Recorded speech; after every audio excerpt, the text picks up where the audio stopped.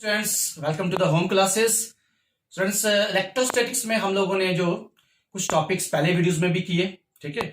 आज हम लोग जो है ये टॉपिक लेने जा रहे हैं कि इन केस हमारे पास एक यूनिफॉर्म इलेक्ट्रिक फील्ड है जो एक पर्टिकुलर डायरेक्शन में है, उस यूनिफॉर्म इलेक्ट्रिक फील्ड के बीच में एक डाइपोल अगर हम प्लेस करते हैं, ठीक है, तो उस डाइपोल पे क्या इफेक्ट होगा, टोटल फोर्स कितनी लगेगी, कैसे करेगा, मूव करेगा, रोटेट करेगा, नहीं करेगा, तो उसकी बात करेंगे हम लोग। तो कुल मिलाकर हम लोग डिस्कस करने जा रहे हैं टॉपिक आज कौन सा, the electric dipole in uniform electric field, electric dipole in uniform electric field. So let's start.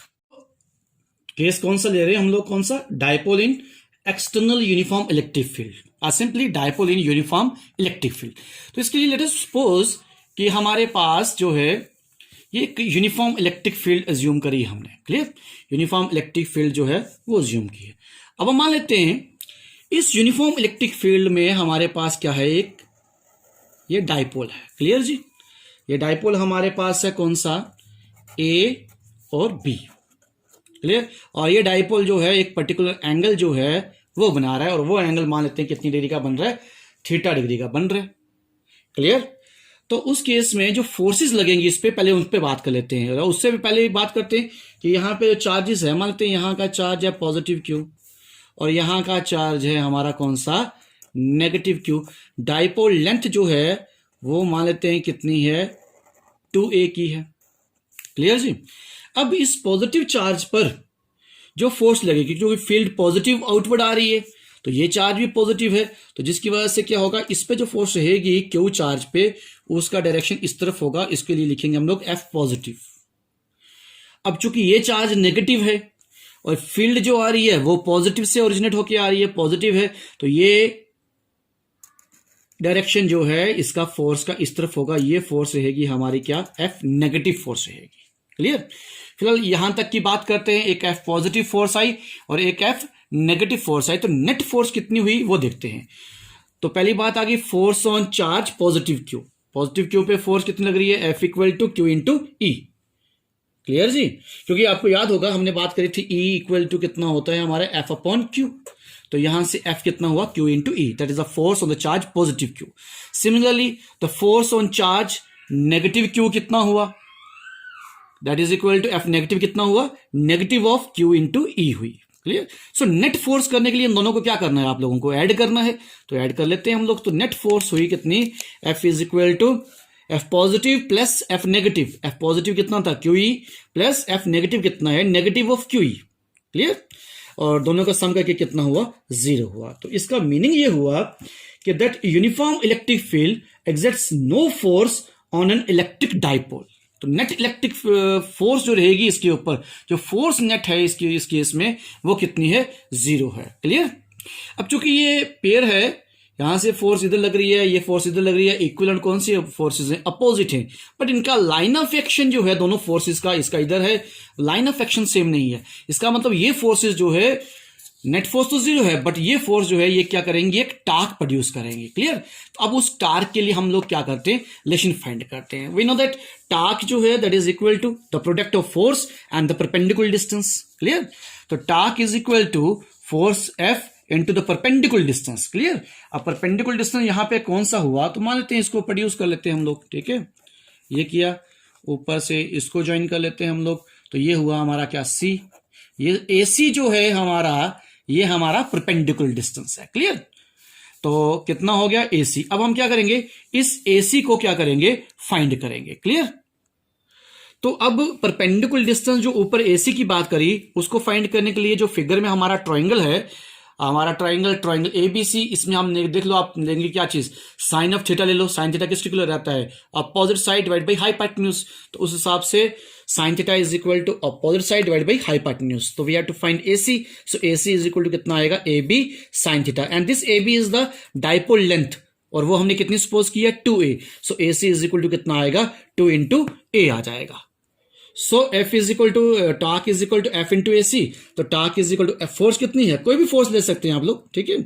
So Q into E, जो फोर्स ऊपर निकाली आपने, दैट इज इंटू AC कितना आ गया हमारे पास, 2a साइन ऑफ थीटा, तो टार्क इज इक्वल टू कितना आ गया। अब यहां देखना ध्यान से, 2a इंटू Q, और ये 2a इंटू क्यू, ये हमारी क्या चीज थी, P। क्लियर, P है ना हमारा डायपोल मूवमेंट है, तो Q इंटू 2a की जगह लिखा आपने P E साइन थीटा। तो ये टार्क के लिए क्या हुआ, रिलेशन हुआ, टार्क के लिए क्या बना, relation P E sine theta. So अब हम बात करते हैं केसेस की, बात करते हैं हम लोग, ठीक है। हमने टार्क निकाला P E sine theta, clear. So first case हम ले रहे हैं, इसमें स्पेशल केसेस हैं कि when the dipole is parallel to E electric field, that is theta is equal to कितना है, 0 है। इसका मतलब जो आपके पास इलेक्ट्रिक फील्ड थी, ठीक है, इलेक्ट्रिक फील्ड में जो डायपोल रखा है आपने, डायपोल आपने ये रख दिया, clear, so that electric field और डायपोल आपस में क्या हुए, पैरेलल हुए। तो इस केस में एंगल जो बन रहा था उनके बीच में वो कितनी डिग्री का बनेगा, 0 डिग्री का बनेगा। और इस केस में क्या रहेगा, टार्क इज कितना आ जाएगा, PE साइन थीटा, और थीटा कितना है, 0 डिग्री, तो साइन 0 कितना रहता है, 0, तो ये टार्क कितना होगा, 0। इसका मतलब इस वाले केस में जब थीटा 0 है, आपका डायपोल और इलेक्ट्रिक फील्ड पैरेलल है, तो इस केस में कोई भी जो है टार्क उस पर नहीं लगेगा, टार्क 0 होगा। सेकेंड केस आता है इसका कि व्हेन जो है our dipole is perpendicular to E, perpendicular to E, मतलब थीटा कितनी डिग्री का है, 90 डिग्री। इसका मतलब क्या हुआ, ये इलेक्ट्रिक फील्ड है और डायपोल आपने ये करके रखा हुआ है, एक खंबे की तरह खड़ा है डायपोल यहाँ पे, ठीक है। तो उस टाइम थीटा कितना बनता है, 90 डिग्री, और यहाँ पे तब टार्क कितना रहेगा, PE साइन ऑफ 90, और साइन 90 की वैल्यू होती है 1, सो टार्क इज कितना आएगा, P इंटू E आ जाएगा। इसका मीनिंग क्या हुआ, ये टार्क जो रहेगा ना वो मैक्सिमम टार्क रहता है, क्लियर। इस तरह से जब पैरेलल की बजाय एंटी पैरेलल होगा तो एंगल बनेगा 180 डिग्री का, तो साइन 180 भी कितना रहता है हमारा, 0 रहता है, तो उस केस में भी टार्क जो है वो नहीं लगेगा, क्लियर।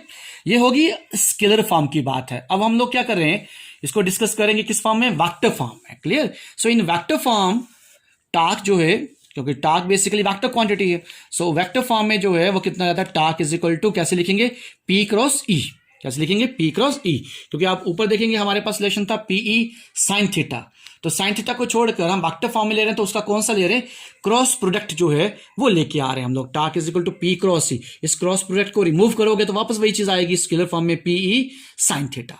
अब वेक्टर फॉर्म में तो इसकी डायरेक्शन की बात करनी पड़ेगी हमें, क्लियर। और डायरेक्शन जो है इस केस में टार्क का जो फाइंड करना है, ये सेम वैसे ही मेथड जो आपने क्रॉस प्रोडक्ट फाइंड करते समय जो रूल्स यूज किए थे आपने, क्लियर।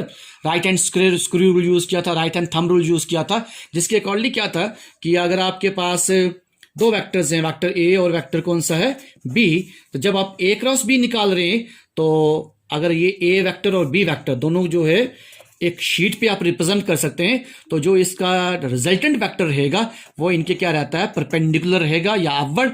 और अगर आप B क्रॉस A निकाल रहे हैं तो उस रिजल्टेंट वेक्टर का डायरेक्शन रहता है परपेंडिकुलरली क्या, डाउनवर्ड रहता है।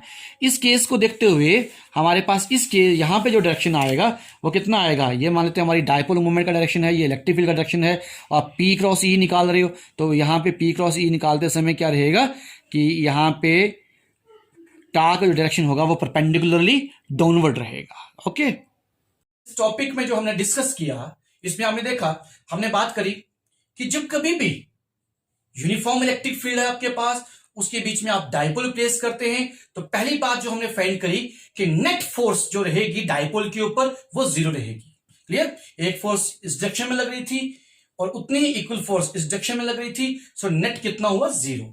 बट दोनों फोर्सेस जो है इक्वल है, अपोजिट है, बट उनका लाइन ऑफ एक्शन जो है वो क्या था, डिफरेंट था, जिसकी वजह से हमने देखा कि वो क्या करती है, एक रिजल्टेंट टार्क जो है वो डेवलप करती थी वहां पे, जिसकी वजह से वो आपका डायपोल जो है वो रोटेट कर सकता है, क्लियर। तो दूसरी बात, नेट फोर्स 0, टार्क एग्जिस्ट करेगा, and that torque is given by the relation PE sine theta. और उस केस में हम देखा कि जब भी डायपोल इलेक्ट्रिक फील्ड में परपेंडिकुलर रखोगे, खंबे की तरह खड़ा रखोगे, तो उस टाइम जो फोर्स रहेगी या टार्क रहेगा वो क्या होगा, मैक्सिमम होगा। और जब कभी भी आपका डायपोल इलेक्ट्रिक फील्ड के डायरेक्शन में, वो डायपोल अगर 0 डिग्री पर है या 180 डिग्री पर है, तब उस टाइम उसके ऊपर रिजल्टेंट टार्क जो रहेगा वो कितना रहता है, 0 रहता है, clear. Okay, thank you students.